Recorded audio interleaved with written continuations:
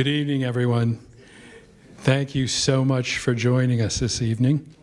My name is Herb Carpenter, and I'm the Executive Director of Fellowship Housing Opportunities here in Concord. If any of you are from Concord, you might know the old Nalt's Pharmacy. That's where our offices are located. And we have been in Concord for 60 some odd years, providing housing to individuals living with severe and persistent mental illness. And if you note, I started exactly at 7 o'clock. I was married on a Friday evening, and our wedding time was 7 p.m. And my wife is extremely punctual. And at 7 o'clock, she went down that aisle. All of the guests had not been seated yet, but she was going down that aisle at 7 p.m. Let me tell you, you are all in for a treat this evening. The film will be followed by a panel discussion, and we hope to generate some discussion in the community about individuals in our community living with behavioral health, and just sit back and relax and enjoy the evening. We are now going to share with you a 25-minute version of the Emmy Award-winning HBO film, Ernie and Joe, Crisis Cops. It's directed by filmmaker Jennifer McShane, and the full film is a deeply, deeply compelling and powerful. And we hope you will all find the time to watch it on HBO. The film's also available for free to all U.S.-based law enforcement and public safety agencies for streaming through the end of this month. The film team is hoping that it will be extended beyond the end of the month. But you can sign up at ernieandjoethefilm.com. If you're not in law enforcement, please tell your local law enforcement to register and to use the film for your community. But for now, sit back, sink in, and together, let's watch this 25-minute version of the film. And when it's over, we'll hear from Joe Smarro, who is with us this evening, and one of the stars of the film, and our panelists as well.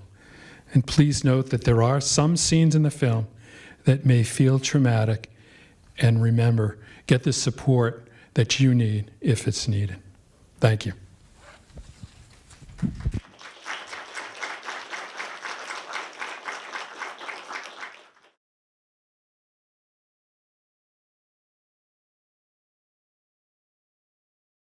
About a year ago, I was reading an article in, it was the Laconia paper, and they had just had the showing of the full film somewhere in Vermont, and the article talked about how moving everyone was, and they had a community discussion about the film, and right away I thought, this would be really great if we could bring something like this to Concord and show this film and get panelists and maybe get Joe here or Ernie and talk about the film.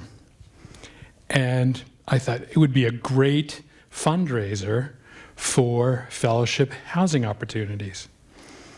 And we are a not-for-profit organization, and so we are constantly looking for donations to help support us in our mission to provide housing in Concord, or in the service area of Concord. We're not tied to just Concord, but that's where we started and where we work, and thought this would be really great.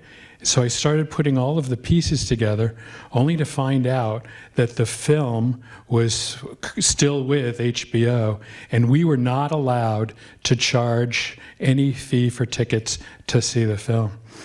And I thought, wow, that was such a blow. I said, but this message that the movie delivers really, really needs to be heard. And I said, we are going to do this. And we worked with Angie here at Red River to set a date. It was set in October. And you all know what happened. The COVID crisis, we were on the second wave and thought this really is not going to be a good time. So we scrapped all our plans, had to turn back donations that we had solicited to help cover expenses, and which we said we're going to reschedule. They said keep those funds and use them when you reschedule. And so we were able to reschedule and bring the event to folks here tonight. At this point, I'd like to just introduce our panelists this evening. We're going to move into kind of a discussion of the film. And bear in mind, you've seen about a quarter of the film, and the entire thing is well worth the time. First, I'd like to introduce, and if I could ask the panelists who are seated amongst you to just come down as I read brief bio for you. First, I'd like to introduce Bradley C. Osgood. He's the Chief of Police here in Concord. Chief Osgood served with Concord Police for over 33 years. He's held a variety of positions, including Deputy Chief of Police. He earned his bachelor's degree in psychology at the University of New Hampshire, has a master's in business administration. He's an adjunct professor at New England College, and currently he's serving on the board of Riverbend Community Mental Health Center. Thank you for agreeing to be with us tonight. Next, I'd like to introduce Susan Stearns. Susan is the Executive Director of NAMI, New Hampshire. And as you may recall, we've had one other event here, and Ken Norton was on that panel, and we are more than pleased to welcome Susan. This NAMI, if you don't know, is the National Alliance on Mental Illness, and she's worked in the nonprofit sector here in New Hampshire for over 30 years, advocating for families and children and individuals with disability. She does this work because no mother's child should have to fear seeking help for medical condition because of the mental health stigma. She's a facilitator at the Hillsborough County Coalition on Mental Health and Justice and on the Governor's Commission on Disability. Thank you, Susan, for being with us here tonight. Next, I'd like to introduce Sarah Gagnon. Sarah is Vice President of Clinical Operations at Riverbend Community Mental Health Center. Sarah is a licensed clinical social worker and currently serves as the Vice President of Operations for Riverbend Community Mental Health Center. She supervises all major clinical programming areas for Riverbend, has a BA in social work and women's study, and master's in social work from UNH. She's had a variety of positions ranging from case manager to clinical program director, and she's the head of Diversity and Advocacy Committee currently. Next, I'd like to introduce Barbara Brunelle. Barbara is a parent, a mother of 2 children, and lives with her husband in Bedford. And her son was first diagnosed about 12 years ago and has been actively involved with mental health and actively been involved in NAMI, New Hampshire as a volunteer and currently a member of their board. Mental illness has impacted her family in ways that she never thought possible. Some painful, some challenging, and yet others enlightening and hopeful. And with her son, has been very involved not only with advocating for him in his medical situations, but legal situations as well. She makes a conscious effort of understanding ways to help stop the stigma about mental health. And next we have Joe Smarro, and he's going to help us lead the discussion this evening. Joe, as you saw, was one of the stars of the film, and I'm pleased because he used two of the three sayings or quotes I picked up on when I viewed the film today that really hit me. Joe, don't say no to the pie is one of my favorites. We really are full service. I love that one because that has a lot of meanings. And the one that wasn't used, which is the one I related to the most, was trouble has arrived. Joe is a decorated combat veteran of the United States Marine Corps and honorably served 2 tours in Afghanistan and Iraq with the 1st Battalion, 4th Marines. In 2005, he joined the San Antonio Police Department, where he became one of the original members of the police department's mental health unit, which he helped to grow into a nationally recognized best practices police unit. In addition to being one of the main subjects of the film, Joe has been featured in multiple media outlets, including TED Talks, I See You, and he is the founder and CEO of Solution Point Plus, a national training and consulting firm that focuses on cultivating mental wellness and maximizing human capital and promote safety within the organizations. So thank you all for being here. And at this point, I'd like to turn it over to Joe to get things started. You can. All right. First of all, thank you all for coming out. I appreciate all 3,600 of you. But we might be small, but we're mighty, right? So it really is special. I appreciate Herb being persistent in making this event happen. And I'm very fortunate that I've done numerous of these since the film first screened in Austin in 2019. We've done a ton of different film screenings throughout the nation.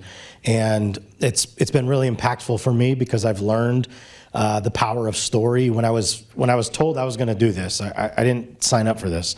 I was a cop, and the chief told me, this is your thing. You're going to do it. And I never understood Jen McShane's vision. And I had dinner with Herb last night, and I was telling him, this film was 3 years of filming, on duty, off duty, over 300 hours of footage. And which, again, to reiterate what was said, I highly recommend watching the entire thing. But while I could never understand what Jen was doing, when I finally saw the final version of it, I was really impressed because she did a great job showing what is possible. And she would be the first to tell you if she was here, this was never meant to be a blueprint. And as someone that is very fortunate now to travel the country and provide various training and consulting, at every intercept point throughout the care continuum, I don't believe in any one-size-fits-all anything in a community. Yes, people are people are people. Yes, mental illness affects people in similar ways, but the only way that you're actually going to have any meaningful impact in a community is tied to the resources available. And across the board, we have a capacity shortage. The emergency room is not the appropriate place to treat someone with a mental illness, and just as jails and prisons are not. And yet we continue to see staggering numbers of people being incarcerated because they're symptomatic of their mental illness, or placed into emergency departments where an ER, especially if it's a normal hospital, it is a for-profit business, and they try and turn those beds every 3 hours. And if you're getting someone that is dealing with a very complex, possibly co-occurring disorder, and let's say they run hot on a UA and they've got methamphetamine or any substance, most hospitals are going to treat and street, and they push them out within a couple hours, but we never get to the root cause of why they're self-medicating in the first place. And that's not a hospital's job. And so there's so many wrong doors in many communities where people end up. And again, I have a genuine belief that all people, and I do mean most, are doing the best they can with what they have based on what they know. And that's including the people that are suffering from various mental illnesses. They are doing the best they can with what they have based on what they know. But the problem is there's not one system that can support everything. And because so many systems operate in silos, there's a communication issue, there's a fundamental lack of understanding HIPAA. There's how do we factor law enforcement into this?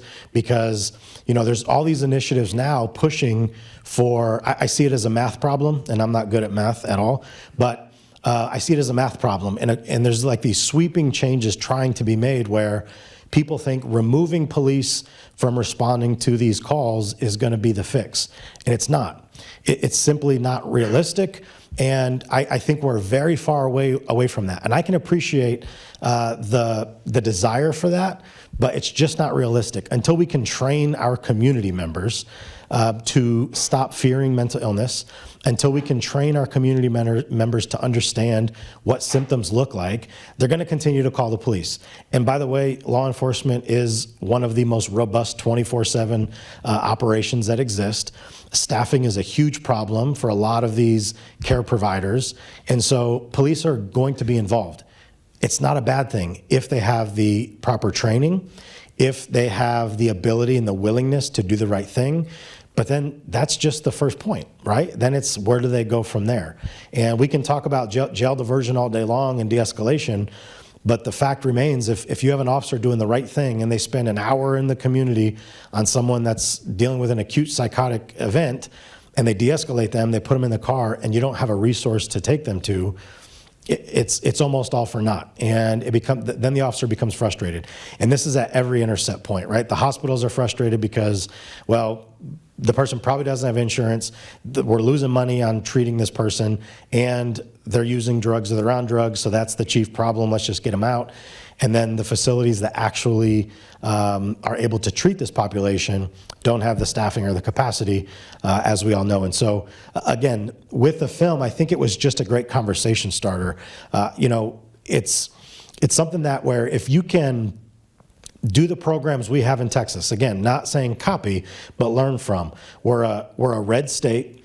They're doing very progressive style policing, and we collaborate. And it's really, really impactful of what we've done by actually coming together, allowing law enforcement a seat at the table, working close with our community stakeholders, our partners like NAMI, and the hospitals, the treatment providers, even our private for-profit inpatient mental health facilities that are absolutely there to make a business or to make a profit, but they knew if we wanted to play nice in our community, we're going to have to take a hit. And they took a big hit, but they kept showing up, trying to help out and do the right thing. And so, again, we've come a long way. We like to say that we're an overnight success that took about 17 years to figure out, and we're still learning, right? It's not perfect, but we are still learning. And so, anyway, I'm going to pass it on. Again, I appreciate y'all being here. I hope that there'll be some questions, because I don't like just talking at people. So let's dialogue. And if you have a really hard question, give it to the chief. I'm kidding. But I hope that you do have some questions for us. In terms of, all of what we saw in the 25 minutes was response to adults in crisis. Yep. I'm wondering, have you used a similar approach, or should a similar approach be used when responding to children in crisis? Yes, yes, and yes. And, it's such a huge piece of our training is when we talk specifically about depression, for example, I say, it's easy to tell when an adult is suffering from depression because we tend to wear our emotions on our sleeves. We externally emote, and so we socially isolate. You can tell by their affect. With a child, I said, the amount of times I would get called to a school, and because in our country, our society, we're very quick to sanction behavior. So kids messing up in school, you give them a warning. They keep messing up, you put their name on the board back in the day. They keep messing up, you send them to the office. So then now it's a behavioral issue. Well, for me, all behavior is communication. And when I would get called to a school and they're like, hey, this kid's got oppositional defiant disorder, they got ADHD, they need med adjustment. And I'm like, well, hold on a second. Like, I want to actually, in my mantra in policing, real quick, one thing that I was most proud of is I did this work for 11 years, the mental health unit, and not one time did I have a use of force in those 11 years. And over 8,400 contacts with the most sick people in our community. It is possible if you have the right mindset and the right desire. Now with kids, I understand because I was that kid. I was voted class clown every year. My nickname was Smiley, and I became suicidal at 15. And so it's very easy for us to put on our presentation, our representative self, but when I see a kid that is getting in trouble, I think of a kid that's sad. And so my mantra was always focus on the person, not the problem, and then the goal has to be connection before correction. And so when I would show up, the guidance counselor, the school resource officer would tell me what's going on, how messed up they did or whatever they did wrong, and like take them to the hospital. And I'd say, all right, hold on. Hey, what's your name? Jimmy. Hey, Jimmy, tell me what home looks like for you. First question. And they're all looking at me like, what? Just do your cop thing and take them out of here. And it's like, no. Like, I want to know Jimmy. Like, tell me what home looks like. And almost every time it was a very chaotic, unstable, unsafe environment. And what's so unfortunate is that we have this blanket expectation that, a lot of these kids are struggling. And I can't even imagine. I tell people if I was 14, 15 years old during the last 2 years of COVID and I had to be homeschooled, I don't know that I would be here. Home was not a good place for me. And just as it isn't for a lot of these kids. And so when they go to school, it's a place to make an outcry, but they don't know how to use their words because of how real stigma is.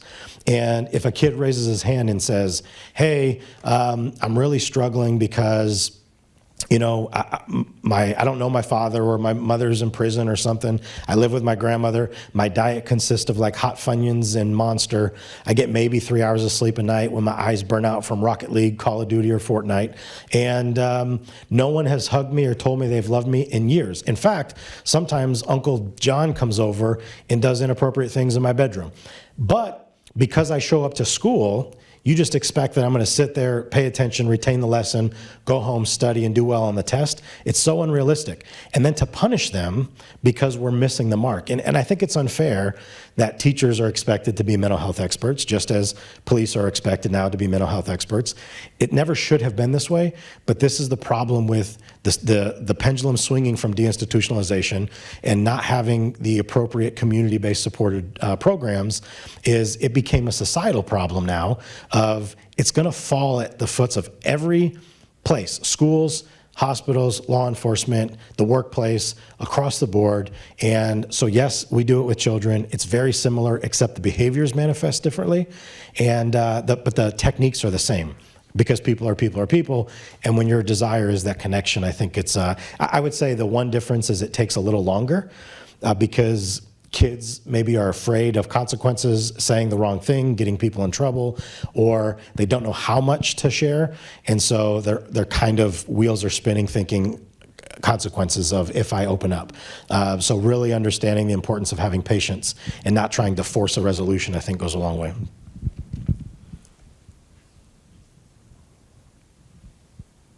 Yes. You focused a lot on communication, both in the training and also just your own ways and techniques that you were using. Are there some key things that you could share with us, like the most important elements of communication that you learned in dealing with populations like the ones that were shown? Yes. For me personally, it was, and if you go on YouTube and just put in my name, I would recommend watching the TEDx talk I gave titled I See You. That's really what it was. But we have to understand that for me, when I say I see you, what that really means is I see myself, and I'm willing for you to see me also, because I'm taking this mask off. Like, I'm going to be vulnerable with you. I'm not going to pretend to have it figured out. I myself am a consumer. When I started going to therapy 11 years ago, and real quick, what I tell people is when I first went to the mental health unit, I was a massive hypocrite, like a lot of people are. I showed up every day telling people, if you would just go to the doctor, if you would just take your meds, if you would just do all these things, you wouldn't have to deal with law enforcement. And I would go home miserably depressed, drinking too much, trying to sleep, contemplating taking my life because I was on my second divorce. I was a mess. but I had all the best advice for everyone else. And it wasn't until I went to therapy, I started going to the VA, and what I realized was as I was discovering who I was able to see myself in everyone else.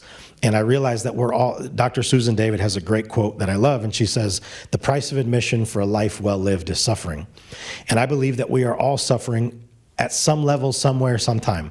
And not doom and gloom, but like life is hard. And I think COVID's been the great equalizer in this, right? But to the communication point, it was, hey, I'm not just gonna show up and give you all this advice of what you need to do to live your life. Like, I'm a human in this interaction. I want you to see me also. And when I understood, because there's an actual technique, right? And I'm a trained negotiator and all that, but there's an actual technique that you learn to actively listen, which is something not taught in school, sadly, where most people are hearing to respond, or rather hearing to react, or they're already forming their next question while the person's talking, which means you're not listening. And so what we teach is you should have no idea what's going to come out of your mouth while they're talking. You should have no clue. If you're going to let the other person set the direction of the conversation, you need to let them talk, listen to what's being said, use the techniques that we teach, and then when they're done talking, you then think about what it is you want to say next, getting you closer to your goal, which, again, situation dictates. But it really is universal. It transcends everything we do in life. In business, buying a car, in your relationships, in policing, it's everything is communication. And so knowing how to do that confidently and competently, where even if, and again, it's even beyond communication, there was understanding like basic behavioral sciences, basic human psychology. Just because someone's yelling doesn't mean they're dangerous. Just because someone is pacing or hitting something in frustration doesn't mean they're going to hurt you. But these are all signals communicating something that they're venting. They're trying to let out this inner frustration.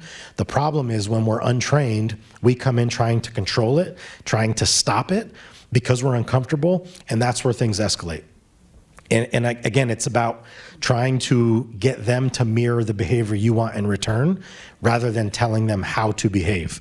And, we I would call myself an expert in de-escalation. And the techniques we teach are, real quick, because it's a relevant point. Last year, we won a contract to train the entire Federal Bureau of Prisons in de-escalation. And one of the things I told them was, look, for us, de-escalation starts with self-awareness. Like, you have to understand who you are in this situation. Did I sleep last night? Am I hungry right now? Am I really mad at my wife? If any of these things are problematic, I'm probably not in the right mindset to go deal with this situation. So if I have insight to know, hey, I'm super irritable right now, like I'm charged up, I'm probably not the right person to deal with this call. But the ability to have that insight, and then understanding that, what I tell people, you asked for some techniques. Anytime you want compliance, the best advice I have for someone that is looking to gain voluntary compliance, and this is specifically for law enforcement, but if you're in a position of authority, is to exchange your orders for invitations. Don't tell people what to do. Invite them to join you in doing whatever it is you want. And you saw in the film, even this version in the beginning, when I sat down, I didn't tell him, hey, Keith, sit down. I sat down and I said, why don't you go ahead and have a seat with me? As I did it, and he followed, because I understand how to get people to do what I want them to do. Just as if someone's yelling, I'm not gonna yell at them and tell them, hey, calm down. Quit yelling at me while I yell at them. Subconsciously, it's like, well, something's wrong here. So I will purposely say, hey, I can tell that you're very agitated right now. Like, I'll purposely go super low because I want them to mirror my behavior. When we give orders, all it's gonna do is escalate. And it's super hard for especially officers to understand that, because we're very used to being command and control. And so if we come in barking orders, it's only gonna escalate the situation. We have to understand that it doesn't work. It's not effective. And so how can we change our approach? And again, so much of communication is not just words spoken. In fact, content is only 7%. 55% is body language and eye contact, and 38% is your intonation. And so it's how you say it and your body language in which you say it. Only 7% is words. So that's my tips for you. You got to share, Herb. Yes, I wanted to ask Chief Osgood how the police force in Concord specifically is trained in this type of thing. Oh, sure. So one of the things that I took away from Joe's comments is One of the things that's been discussed in law enforcement, especially here in New Hampshire, is what's called CIT, or Crisis Intervention Training. And that's a fairly, it's a 40-hour course. It's fairly, what's taught here on the East Coast is taught exactly the same on the West Coast with some minor changes. And that's very hard to come by. And in 2020, Governor Sununu had the LEAC Commission, and one of the recommendations I believe that came out of that was to have every police officer in New Hampshire trained in CIT training. But even before that, in 2014, in Ferguson, Missouri, there was an incident with the Ferguson police, and President Obama at the time set up a commission called the 21st Century Policing Task Force. And that report came out in March or May of 2015. And within that report, which is about 100 pages, it talked about crisis intervention training being universal for police departments across the country. And I believe it also said in there that this should be funded, or the federal government should seek a way to fund it. And that never transpired. So it causes police departments across the country to either not use budget funds to do that, or to seek grant opportunities to do that when fiscal resources are tight. If we fast forward to 2022, there was more discussions in the New Hampshire legislature about funding crisis intervention training. And I think that's really important. And I don't think that passed because the price on that is pretty high. But what we're starting to see, They reduced the fiscal note, but it did pass, great. But what we are starting to see is partners such as Riverbend and NAMI looking to support law enforcement as best they can in the state by having different trainings. As a matter of fact, we had Riverbend at the police department today doing mental health training for our police officers. So we are starting to make progress, and I'm glad to see that this crisis intervention training is coming back to New Hampshire, because it was fairly strong probably back in the early 2000s. Thank you, Chief. We actually do have a grant, NAMI-New Hampshire, so to your point around the ways other folks in the, have been, that public-private partnership that we see in New Hampshire that can be so successful. And that's a federal grant from the Substance Abuse Mental Health Services Administration. It's called the Mental Health Awareness Training Grant. And through that, we are able to offer 3 40-hour crisis intervention training, CIT, each year over 5 years. This is our second grant. We'd had one for 3 years, so good news that they gave us another. We actually have a CIT happening in Whitefield this week. But to the Chief's point, this has been quite limited. There was some funding put in the Police Standards and Training Council budget in this current fiscal year that allowed for some additional CITs and this recent bill, SB 376, has 2 components in it. One is this funding for primarily small, rural New Hampshire law enforcement agencies to be able to cover the cost for backfilling. Because imagine if you're running a small department and you send someone to 40 hours of training, how much does that cost you, Chief? Oh, probably over $1,000. So it will help help with those costs for some of those smaller departments. The other thing in this piece of legislation, which has passed both the House and Senate, they did reduce that fiscal note because it was quite large. But the other thing is it allows for the creation of a study committee that will look at how New Hampshire might develop a review process for officer-involved shootings. Right now, about 50% of New Hampshire's, shootings with an officer using deadly force are usually someone who's known to have a mental health issue, or it comes out that they have. So this will give the opportunity, once the statute of limitations is passed and the Attorney General has ruled that it's legally justified, to do those lessons learned, opportunities that may have been missed. Because I'm guessing that pretty often your folks, when they're responding to folks who have a mental health issue, they know them, right? Something that I wanted to add previously when we were talking about different techniques and things to use, when I'm training new clinicians at Riverbend Mental Health, I tell everyone that when a client is calling us, that is the first brave day that they've had in a very, very long time. And that we're the keepers of hope because they don't have any left. People are looking to us to get hope back in their lives, and that we need to appreciate their bravery and their time and their effort to tell us their story. We need to slow down, we need to listen to their story so we can fully understand how to support them. And speaking of calling and support, I want to take a minute just to talk a little bit about what the rapid response and access point system is like in New Hampshire now. So, unless you wanted to add something previously. Okay.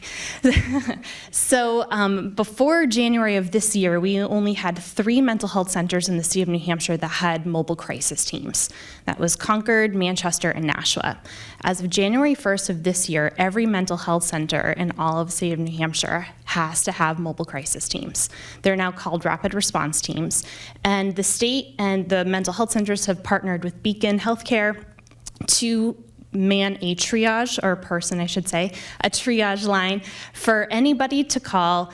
Eventually, that number is going to be 988, that anybody in the state can call 988, and you'll be able to talk to somebody, a mental health professional on the other line, to help talk you through what the crisis is.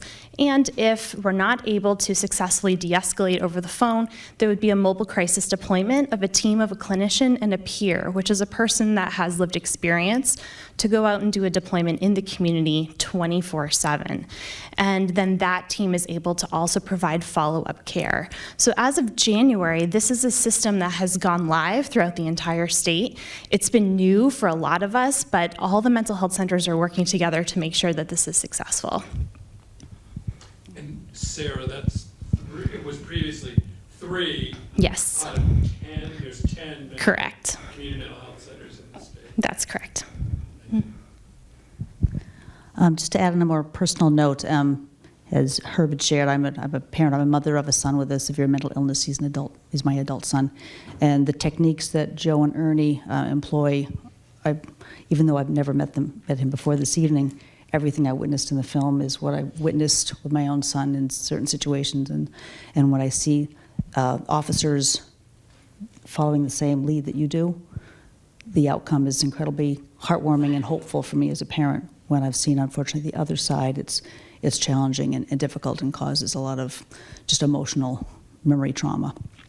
Some of the things that you do, I find just phenomenal, and I'm hoping that events such as this can also spread the word so officers can understand how incredibly valuable it is when they really take the time. It does involve a lot of time, and I know that officers are often working very hard, and you never know when a crisis could occur. But if people can take the time to just listen to the person in crisis and be there for them, it really can make a tremendous difference in the long run. I know, and to give a specific example, there was an example of my own when my son was living with us, and he had suicidal ideation, and he had gone out with my husband just to go to the movies, and I'd found the note, and I'd contacted my local, I live in Bedford, and I called the police department to let them know about the note I found, and they were amazing. I can't say enough for how wonderfully supportive they were and helpful in getting my son treatment. And they asked me to come right down to the department, and I'd shared the note with them, and they came up with a plan that was very thoughtful and respectful and immediate to make sure that my son would get the treatment that he needed. And they came to the house, and they didn't have lights. They made a point to have no lights on the cars, and they just stayed at the end of my driveway. And my son and my husband came home, and one officer came up and made a point to stay a fair distance from my son, about 8 to 10 feet away, introduced himself by first name, actually, explained that I had called because I was concerned for my son's safety and that we were worried about him and that we wanted to get him help. And I remember the other officers made a point of staying in my son's view so no one was ever behind him. They stayed a fair distance back so my son felt personal space was still there. And after probably a half an hour conversation, the officer, speaking in very short sentences, so my son could follow the conversation, eventually said to him, "You know, we have an ambulance waiting around the corner. Would you be all right going for a ride?"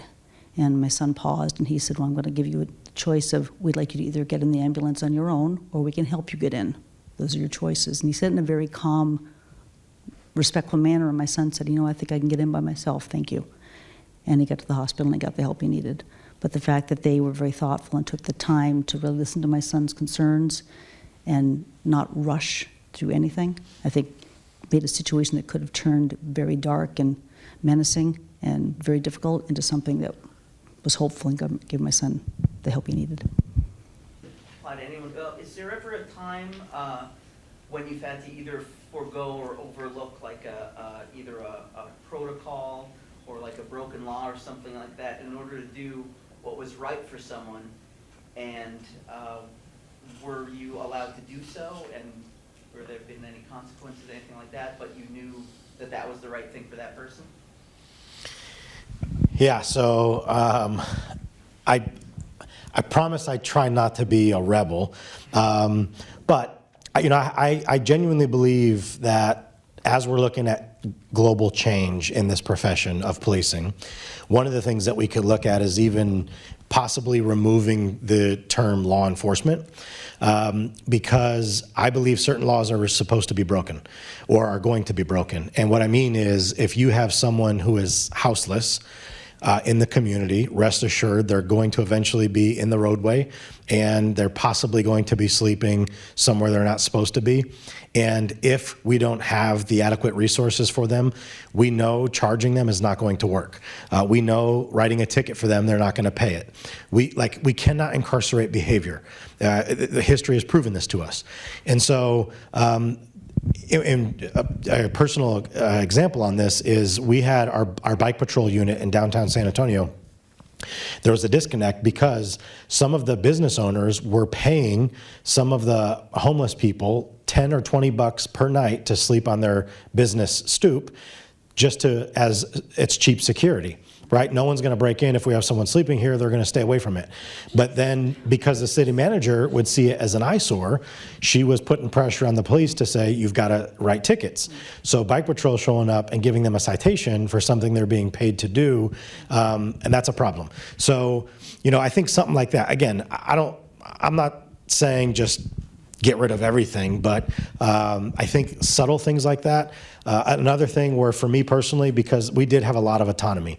Now, because we're unmarked car in plain clothes, what I realized was, especially if you're dealing with someone who's very sick, people who experience, for example, schizophrenia or schizoaffective disorder, like 90+% of them smoke. There's a nicotine addiction with that, as you know. And so we would always carry cigarettes, snacks, and then toys, trinkets, stuffed animals. But I could lure so many people into the vehicle just by having cigarettes. Or they would say, hey, I don't know if anyone's been to Texas here, but there's a great place called Whataburger.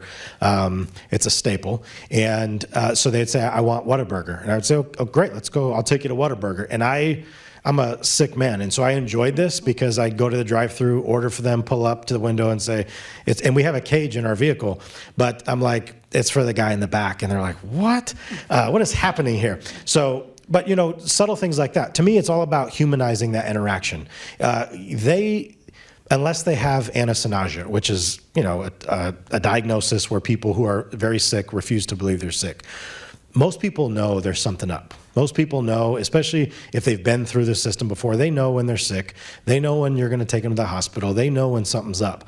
So how you can enhance that experience for them, and like I said in the film, if we use force on them, there's almost zero chance they're going to, when they get to the hospital, say, okay, you know what?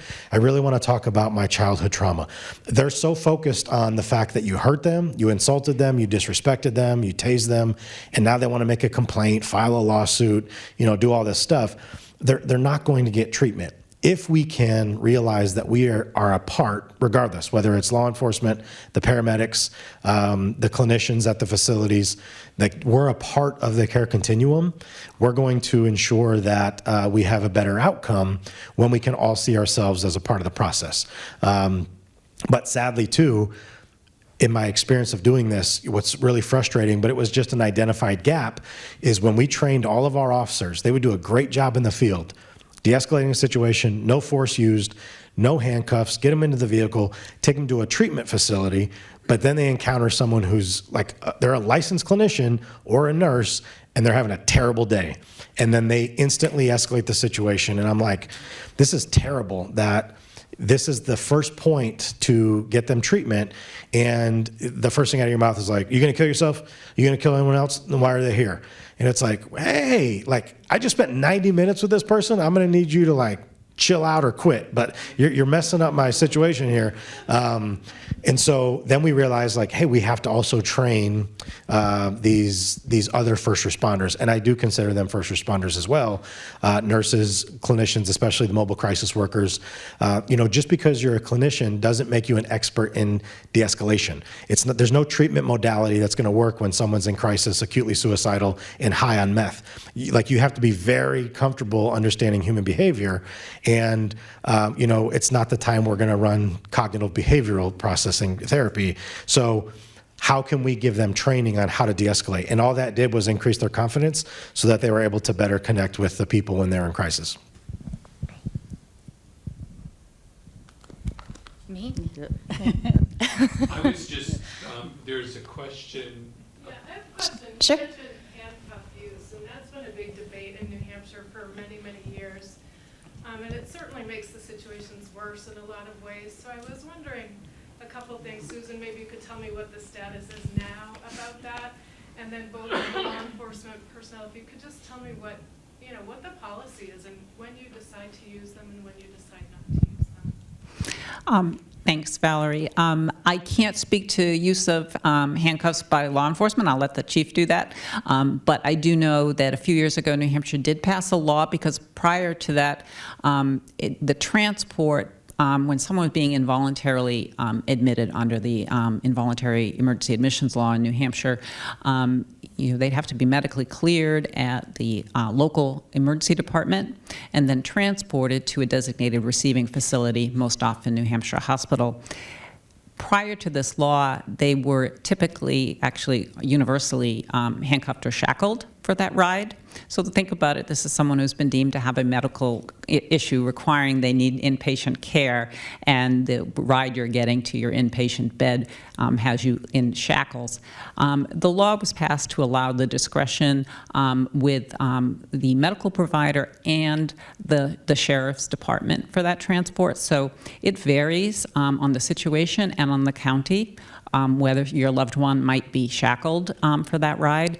But that was a win for us, and really thanks to a lot of people with lived experience who were willing to testify as to how traumatic that experience had been for them. Thank you. As far as handcuffing and law enforcement, I think that generally speaking, the people that are being arrested for a crime are handcuffed in that process. And so when we're talking about mental health, as far as like these involuntary emergency admissions, transporting them to the designated receiving facilities, I actually sat in on those hearings at the legislature. I spoke at length with Senator Sherman. I believe he was the one that sponsored that bill. And so now, there's that discussion with law enforcement. The designated receiving facilities are pushing out their statistics, if you will, about how many are coming in handcuffed and statistic like that. I understand the concern that people had about the stigma associated with the handcuffing. And I hope that people still can appreciate the police officers' need for safety and security as well. We're very happy to have this conversation. I think police officers are generally understanding of the issue, and we hope to at least try to resolve it as best we can in the future.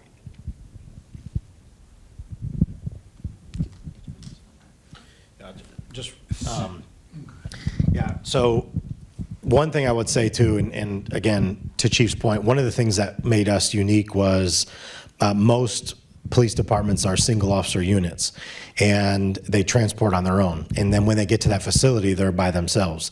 And so just getting from, unless there's a sally port, but getting from the vehicle into the facility, if something went wrong, suddenly they're by themselves. It just is that one extra thing to give them the advantage. Now, in my 11 years, I handcuffed less than 10 people, and half of those were at their request. But our benefit was there was always 2 of us in a vehicle. And so we always had that 2-to-1 advantage.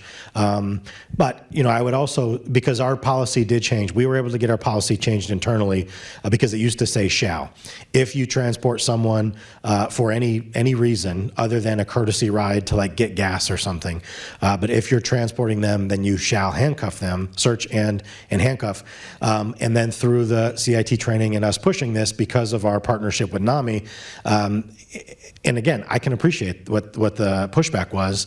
We got it changed to May, and now it's 100% discretion. And I would tell you too that because this was over a decade ago now, but a lot of our police officers in San Antonio, unless it's someone who is floridly psychotic and very agitated, there's a really good chance that they're not being handcuffed if they're going to a hospital.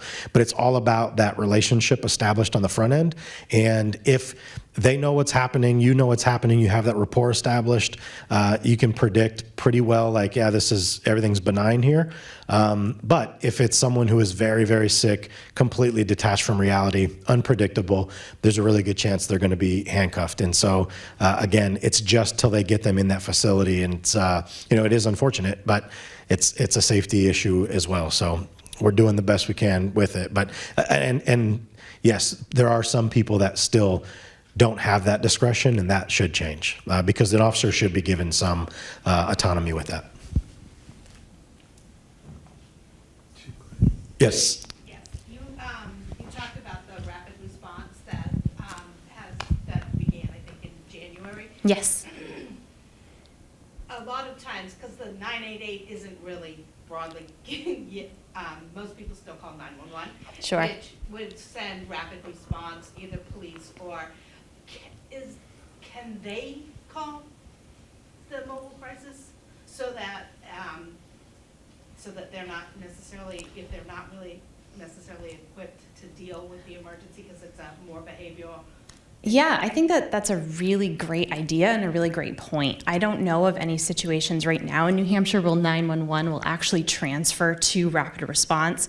However, if the police department is responding to a behavioral health emergency in the community, the police department may call rapid response and the mobile crisis team. And we've met local PD out in the community to, after they have kind of cleared the situation, we go out with our peers and we are able to do an assessment once the situation is safe. So I think it's a great idea to have 911 direct to 988 or transfer immediately, but I don't think we're quite there yet. So 988 is active, but it goes to a suicide hotline. For you to get a mobile crisis deployment, you would call Riverbend's emergency services phone number. However, in July, which is when I believe the state is planning on moving all of the crisis numbers that are in New Hampshire to consolidate it to 988. And I could just... That's federal, actually. It's great. On July 16th at 988 will go live. So I could just speak Thank you. personally to that situation. We had a situation of an individual that had a fire in their apartment. It was evident, and by the time I got there, things were well under control, but got there to respond.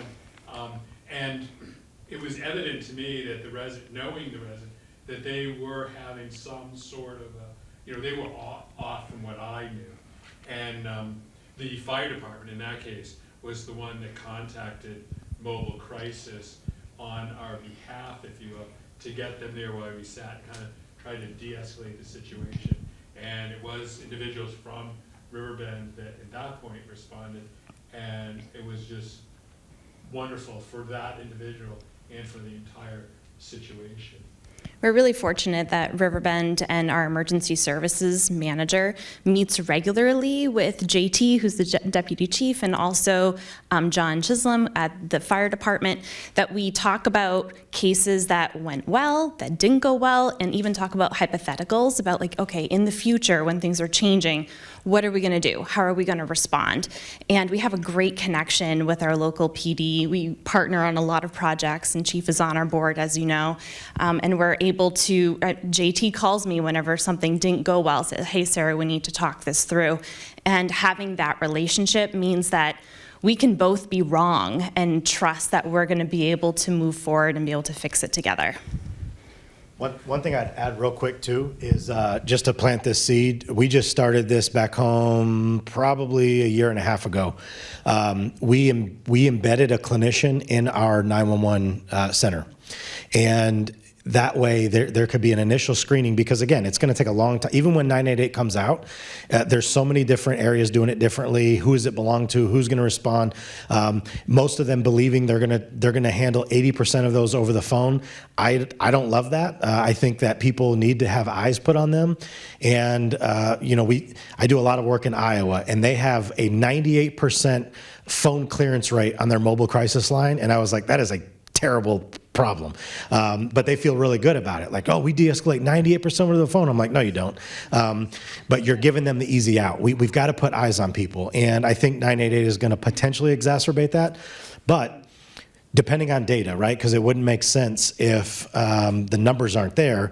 But in a large city where 35%-ish of 911 calls have a mental health nexus, it makes sense to have a clinician up in dispatch so they are real time right there getting to monitor, do a quick triage on who the person is, are they in services, and then we have multiple different multidisciplinary response teams that can handle that. Because we work so well together, we have multiple rapid response teams, some that involve a mental health officer, a firefighter, or a paramedic and a clinician, some that are 2 officers and a clinician, some that are with the deputy. Like, it just depends on geographic location, what services they're already involved with. But this is all happening while they call 911, and then we decide. It's kind of like a triage to figure out which team knows them, who's best to respond to them. But instead of having to be transferred to another line, to another person, it happens in real time. And then the first dispatch is the right dispatch. And so again, and I know other people are doing this around the nation as well, and when I say clinician, I'm not talking you have to have a master's degree, but just someone that knows the systems and has those relationships established where they can find out in real time who has capacity. Do you have a bed open? Here's a quick triage. They're not violent, they're ambulatory, whatever. But now we know that they can go to this facility. We know who to dispatch, and it's real smooth. That way, the person in crisis gets access to the appropriate level of care right away instead of being pinged and transferred. I'm just kind of curious to hear you made a great point about how so often you're kind of the entry point, and then a person might be hospitalized, but like the core of the problem isn't solved, and then you have a case where you're interacting with an individual again and again, and as an officer, I imagine that's you're putting in a lot of work, and you put so much work to try to connect this person with resources.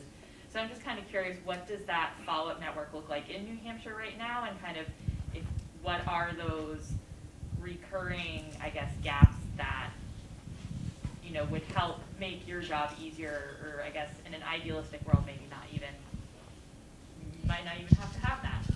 Yeah, I'll pass it because you asked specific for New Hampshire, but I will say that's one of the things when you watch the whole film, Jen did a great job of capturing the follow-up, which always catches people's eye. They're like, it is so impressive that law enforcement is doing follow-up with people they hospitalize. Now, I will say that wasn't standard procedure. We just did it because, we develop relationships with people and we spend hours with them, de-escalating them, and we want to follow up and make sure they're good, but that shouldn't be our function, right? Now, I do think that I'm a firm believer in having embedded clinicians in every police agency. I think every police department should have a mental health liaison or an embedded clinician in their department that they have access to specifically for follow-up.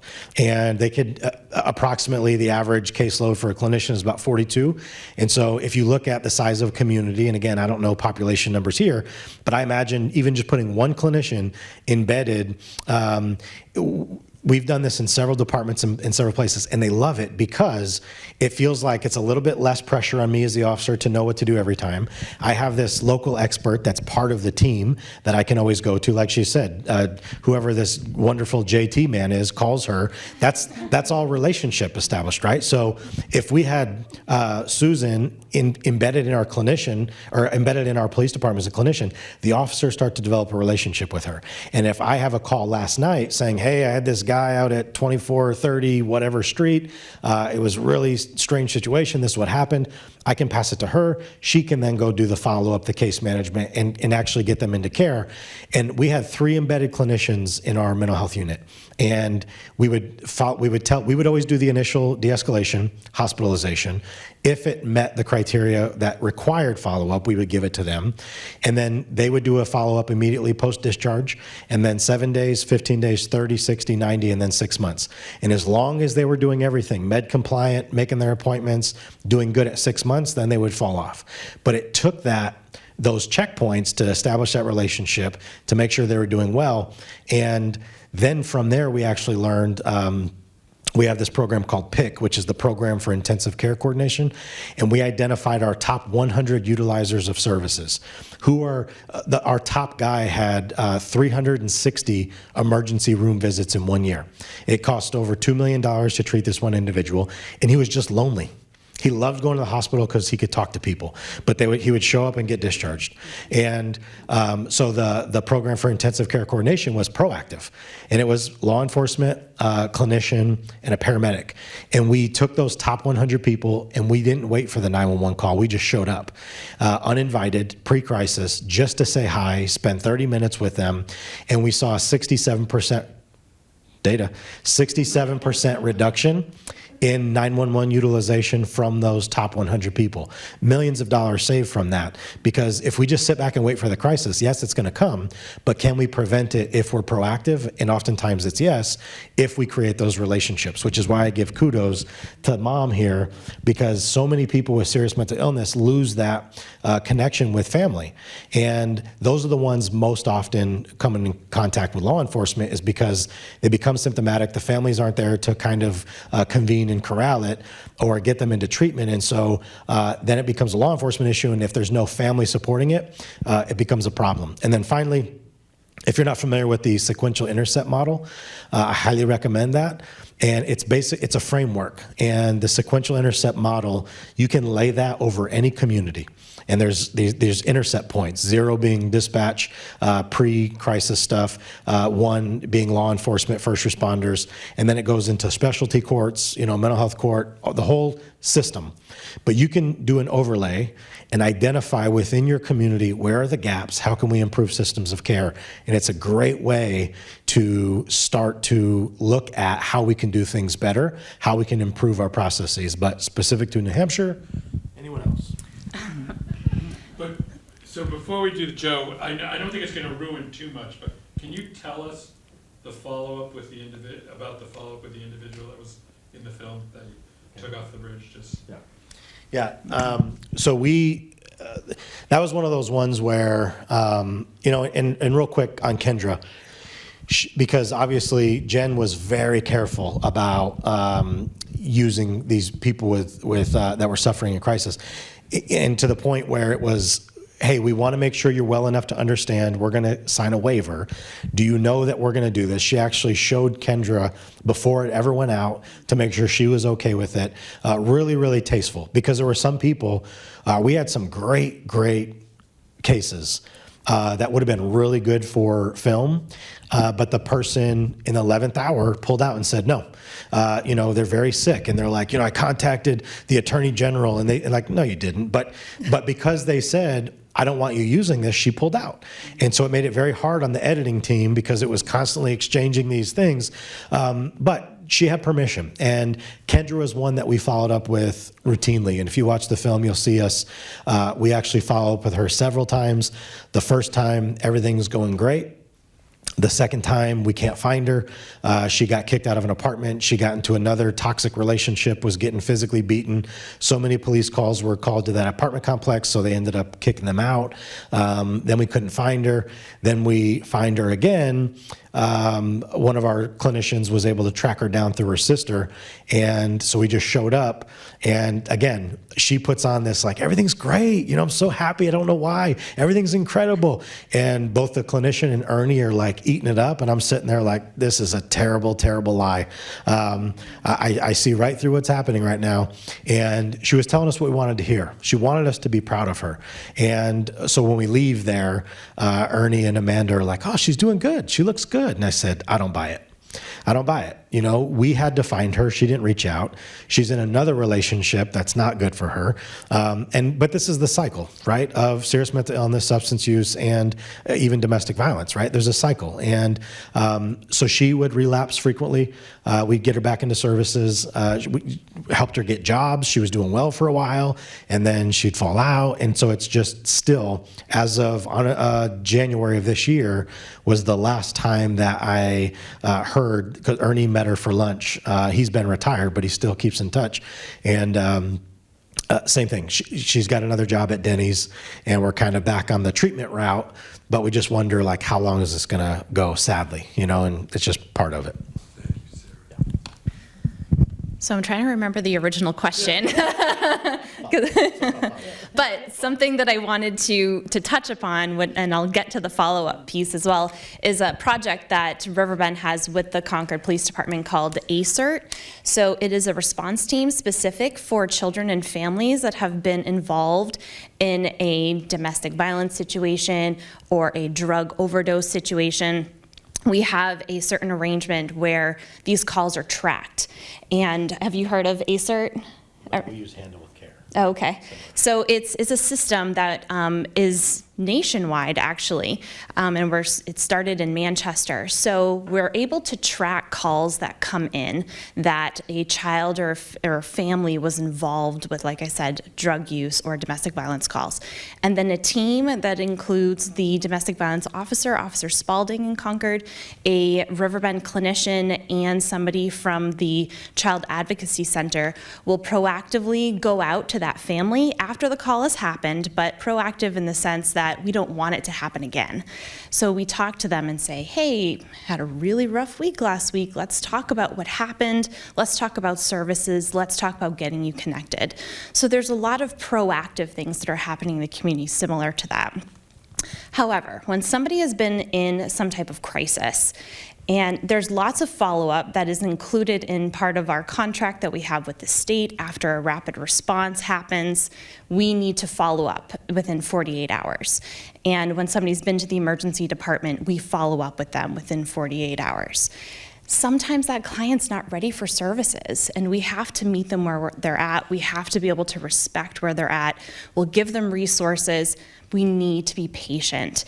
I can tell a story. 2 years ago, there was an individual who was homeless and using meth, and he had had over 12 intakes with Riverbend and had never made it past the intake appointment to meet with case management, to meet with a psychiatrist. And we were able to look at different types of funding to be able to put together a team that would go out and find these folks that they came for that one appointment, but what happened after that they couldn't continue to engage? We'd go out, we'd find them, start talking to them about what was going on. We brought snacks, we brought socks, we brought all kinds of things. And eventually that person was able, actually we brought a tent one time too. That might have been the kicker. But we eventually were able to have this person engage with us, and that's really powerful. But it's tough. You can't force people until they're ready. You have to be patient, and you have to meet them where they're at. Pre-COVID, we had a children's mental health crisis in our state and in our country.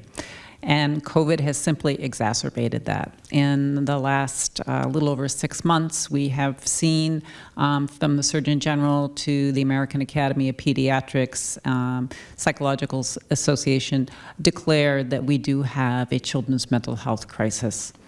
The reality is that we here in New Hampshire have seen those numbers. I'm sure that Sarah can speak to that as well. We have, NAMI New Hampshire provides a service called Family Peer Support as part of a high-fidelity wraparound model for families that have a child with serious mental health concerns. And pre-COVID, we were serving about 150 families, and now we're at over 450 families and continuing to rise. One of the most visible signs that we see in terms of the mental health crisis, especially for kids, has the number of children boarding in our emergency departments. I believe today there are 10 kiddos boarding. We saw an all-time high on Valentine's Day of 2021 with 51 children boarding in New Hampshire emergency departments across our state. I can give you a comparison. Before that, we would frequently see, the kids would be usually in the single digits. We tended to see more adults in the double digits, and NAMI New Hampshire has been following this issue for over 9 years. And it was August of 2020, I still remember it, when I saw suddenly the kids' number spike. And I was so struck by it because typically in the summertime especially, the kids' numbers are really low. The reality is, and Joe talked about what the impact might have been upon him in terms of, having to do remote school. It's been really challenging for our kids. It's been challenging for our families. We are seeing that there's a real concerted effort to try and address this with things like the wraparound model, the services that Riverbend and the other community mental health centers are putting in place. We've seen private providers expand their practices to try and respond to this. So there's no question that this is an sort of all hands on deck moment, and people are really engaging there. It's just been a really challenging time. I do always want to say that there is always hope. We've talked about the rapid response access point. I would point out that there's a table with cards with that number just outside the door of this theater, unless Eric cleaned it up already. No, good job, Eric. So I would encourage you to take that so you have that resource. I would also, say that in terms of, we recognize that there's a significant wait sometimes for folks to get in for appointments. Don't give up on trying to get those appointments. The reality is that, treatment works and that it's okay sometimes not to be okay. And one of the things I tell parents is, if in this moment your child is learning that when I'm struggling, I should reach out for help, that is a great tool to have in their toolbox for life, because we all need to be able to do that. So try and remember that, the kids are going to be okay. We have to model for them how we take care of ourselves, how we take care of each other, and how we seek that help. I should also say NAMI New Hampshire offers a number of free support groups for parents and caregivers, and then also family members of adults. So please check that out if folks are looking for a support group with peers. It's not a clinical service, but it can help families figure out the path forward. How do you see this evolution, if you will, that's been going on with respect to children in your work? And how did you have the assistance of organizations with your son? Yeah. Speaking to, I teach at a public high school, and I can say that I know when COVID began, as Susan pointed out, it was very difficult for, I'd say, the entire community, for parents that suddenly had children that were going to be home, being taught remotely, for teachers to have to obviously switch their routine and teach on a computer screen, and for students that were used to being social all the time to suddenly have to be often isolated. So I know a number of the students I have this year had actually been remote for a good 15 months of schooling before they entered in the fall. So I know our district took a great deal of time during the summer and also in the fall to make sure that we did everything we could, getting information from NAMI and other organizations to make sure that we really made a point to consider the mental health of these students coming in and make sure they felt safe and supported as they entered the school building, some of them for the first time in, the 15, 16-month period. A lot of them had been isolated, and just to be in a room with other students was difficult. So we thought about how to space them out, how to have those conversations, and just to reorient them to being with other humans besides their family in a relatively enclosed space in the school building. So a lot of that was taken into account by, I'm sure, a number of schools, if not all schools within the state. I'm saying that students, I'd say right now, are doing extremely well. I'm very proud of how far they've come, but it's obviously been a very difficult transition, especially for teenagers, when they're such social creatures, to suddenly be isolated in the home with a family that, as Joe pointed out, might not always be the healthiest of environments, and that's all they knew. But I'm saying that I think I can calmly say right now that I feel really comfortable where our students are now, and I think they're in a really good place, and I'm excited and looking forward to them maybe having a, quote, normal school year next year. We all begin being in regular classrooms and maybe without masks, so we'll see how that goes. Can I add something real quick? Something that I should add about the rapid response teams and the access point is that previously with the 3 mobile crisis teams, it was only for adult services that were in crisis. So now we've been able to expand to work with children directly in the community and with individuals that have a primary substance misuse disorder. And that's something that's been new for us, and it has been able to expand our array of services as well. Police officers, no matter if it's in Concord, New Hampshire, or San Antonio, Texas, get involved in critical incidents on a fairly regular basis. Certainly the larger populations in Texas, those police officers are dealing with these situations quite a bit. So the stress management piece of being a police officer is critically important. We in Concord had developed a policy, it's called a critical stress debriefing policy, and we defined what a critical incident stress incident was, and that there was, we laid out a plan to have a debriefing for the officers that were involved. And it was nice to have a policy, but we never used it. Until 2019, for those that live in Concord, we had 4 homicides in Concord in a matter of 10 days. A lot of the officers that went to those 4 scenes were the same officers to investigate, or actually first responders. And so what we did is we exercised that policy, and what we found is that the officers really, really appreciated that type of interaction. And we have now revised that policy. It's called CISM, it's called Critical Incident Stress Management. And these are debriefings. I'm not there, so it's just the officers. They bring in a clinician in. They have a facilitator who has a PhD in psychology. The police department here in Concord, we have 2 police chaplains that come to the police department and talk with the officers all the time. So it's in police culture, it's hard to express your feelings. I think that it's a lot different today. We've been working with Russ Conti quite a bit. He works with NAMI, New Hampshire, and we have now formed a capital area crisis intervention critical incident stress management program with various police departments throughout the capital region. So that's how we're tackling it on our end.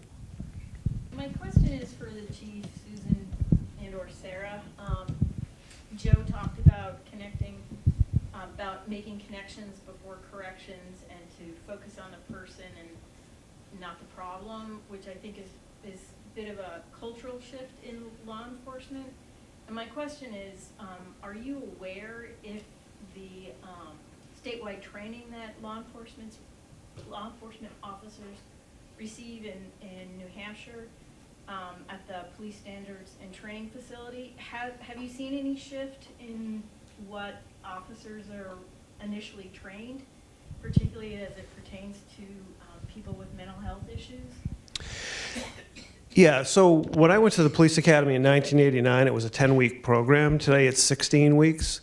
I still think that that's inadequate. I think it'll probably creep up to 22 weeks or maybe even 24 over the next decade. There is so much to train topics to train that I think that mental health in role-playing and situational things is lacking at the police academy.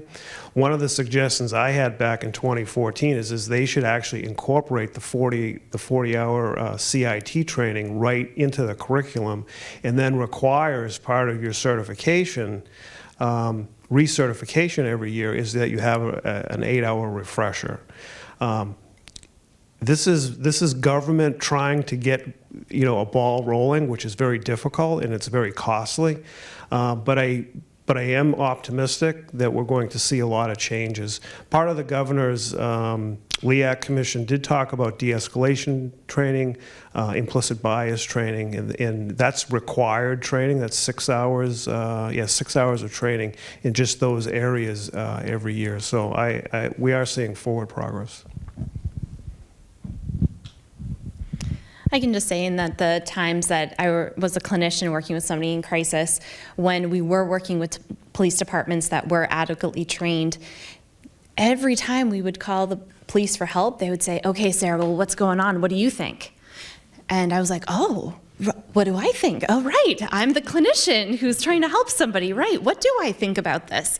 And it was a conversation about what is going to be the best approach. You're the mental health professional, so what do you think should happen here? And it just completely turned the tide every time that we had to work with somebody who was in crisis. It was a safer environment. It was a more collaborative environment. It paved the way for engagement later for that individual in long-term services. So times that I've worked with police departments that have been trained in CIT, it's been a huge shift. So I think, are you saying then that to try and get the shift at the statewide training facilities really needs to be a legislative move then? Is that what you're saying? Yeah, so the police academy in New Hampshire is overseen by what's called the Police Training Council. It's made up of a couple of judges, the Attorney General's office, a couple of police chiefs, and so they really set the policy and the curriculum.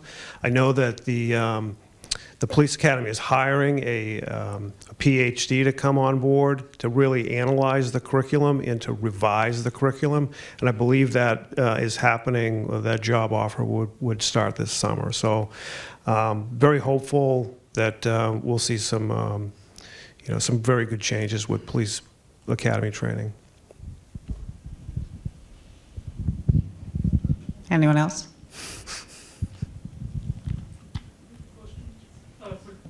Yep. Has Ernie talked about the movie? Does he talk about it? I don't let him. No. No. Peter. Yeah. Hey, Peter. Yeah, no, he does. He retired in January of last year, and he still works in San Antonio. He actually helps program manage some of the co-responder models that we were talking about. So, yeah, he's still involved, and he actually talks about the film way too much. He needs to let it go. But no, he definitely does. Thank you. And real to the question behind you, Peter. So, ma'am, you're like pulling at my heartstrings, because to me, this is problem number one in policing in America. Is we are such a decentralized profession. Nothing is the same anywhere.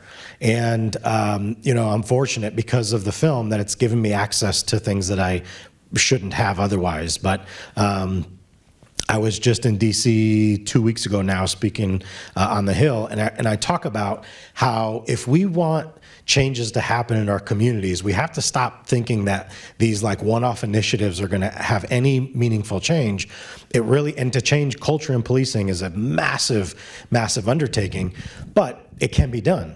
And, and so then people will ask, well, what do you think, Joe? And I've got all the ideas, but just three of them quickly that I share, and I think they're important to just think about how we think about things differently is, and I hope this doesn't upset the chief, because are you staffed or are you short-staffed? Everyone's short-staffed. Are you good? You're short-staffed? I'm sorry.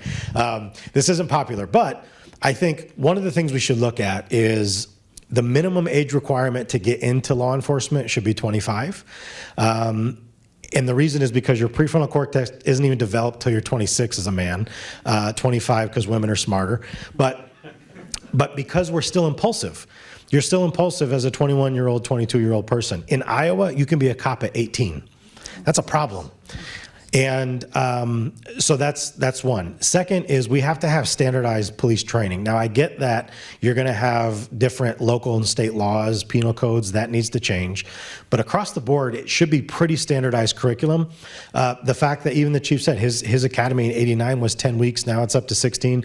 Ours in San Antonio is 32 to 34 weeks, depending on when it falls. We get almost 8 months in the academy. Other places I've seen are getting it, and still they're getting it in 10 weeks, 12 weeks. And here's the problem with that. I promise you, anywhere in America, when someone calls 911, they have the same exact expectation of that officer that shows up. And the problem is, it is so different everywhere based on level of education, level of training, how confident they are, what policies they have in place. And until we actually get a standardized training within police department to match the standard response that's required from our citizens, there's going to continue to be a disconnect. So 25 years old should be age minimum. If I would like to see a 4-year degree because with much power and responsibility comes, or with much power comes much responsibility, right? Because college isn't affordable for many people, the alternative would be you have to have at least 2 years working in human services field so you can learn to develop compassion before you're given a gun belt. And then the last thing would be an $80,000 minimum wage. Why? Because they work shift work. It's incredibly difficult. They are saturated in human suffering. And the last thing I would mandate is mental health therapy is mandatory for all first responders. It's not a choice. It's been voluntary forever, and most of them don't use it, especially the ones that need it. The day you start your police training, you should also be issued a therapist. And for your entire career, and this includes the chief, by the way, which I would argue is the most difficult profession in America right now to do it well, to be a good leader of the men and women that serve under you, and to be able to deal with the political pressure of your community where they're wanting things to be different today. To be a good police administrator has got to be incredibly difficult. And so where do they go to decompress? And so I think until we create a standard of care across the board, we're not going to see the changes we want. And again, what I believe is if we have an officer that is fully supported, mentally well, a culture of wellness, not this culture of shame, silence, and suppression we have right now, but a culture of wellness, we would get ourselves into better relationships. We would have better stability at home. Those relationships, the family would increase it would really create a better agency. And then we would get a better interaction with our community. Right now, every training police officers go to, I don't mean to sound like I'm on a pulpit right now, but you hit me with this. Every training police go to, it's to help them, the community. This is going to help you with them. This is going to help you do a better job doing this, and tactics and traffic stops and all these things. And my argument has always been, when does it get to be about me? When do we get to talk about my trauma? When do we get to talk about the fact that I'm suffering? I'm drinking too much. I'm not sleeping for crap. I can no longer feel emotionally connected to my kids or my spouse. Something's wrong. And if I think about bringing this up at work, I'm afraid I'm going to get in trouble. And so I just have to deal with it internally. And now I'm going to have a terrible situation in the field on a traffic stop or responding to someone's home, handle it poorly, and then I'm going to get in trouble, just like the kid in school who's getting in trouble because his behaviors are making an outcry. It's the same thing in law enforcement. When officers do bad things, it almost never has to do with that call or that person. There's a compounding variable there. And to Chief's point, there was actually a longitudinal study done on this, and they found on average in America, police officers will respond to 188 critical incidents over a 20-year career. 188 critical incidents. And the average citizen maybe will have one, and that's like a traffic crash.